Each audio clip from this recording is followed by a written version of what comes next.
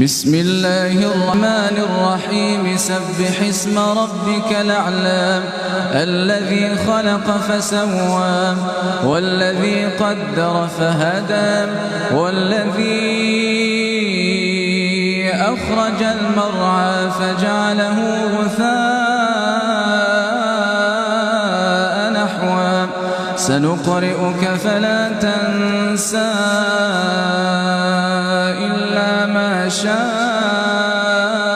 الله إنه يعلم الجهر وما يخفى ونيسرك لليسرى فذكر إن نفعت الذكرى سيذكر من يخشى ويتجنبها الأشقى الذي يصلى النار الكبرى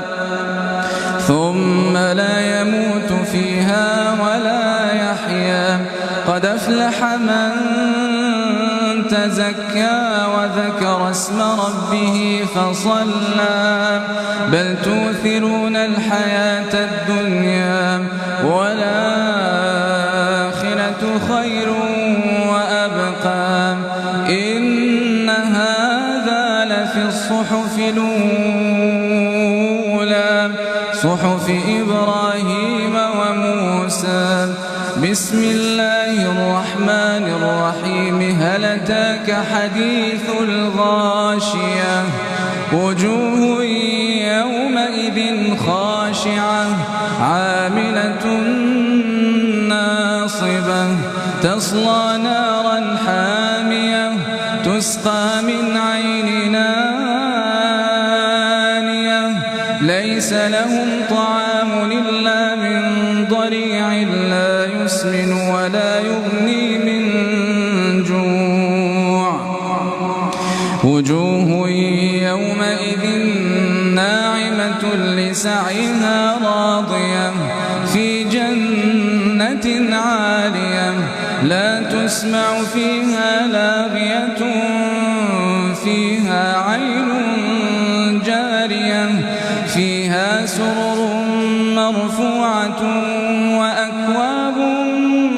موضوعة ونمارق مصفوفة وزرابي مبثوثة أفلا ينظرون إلى الإبل كيف خلقت وإلى السماء كيف رفعت وإلى الجبال كيف نصبت وإلى الأرض كيف سطحت فذكر إنما أنت مذكر لست عليهم بمسيطر إلا من تولى وكفر فيعذبه الله العذاب الأكبر إن إلينا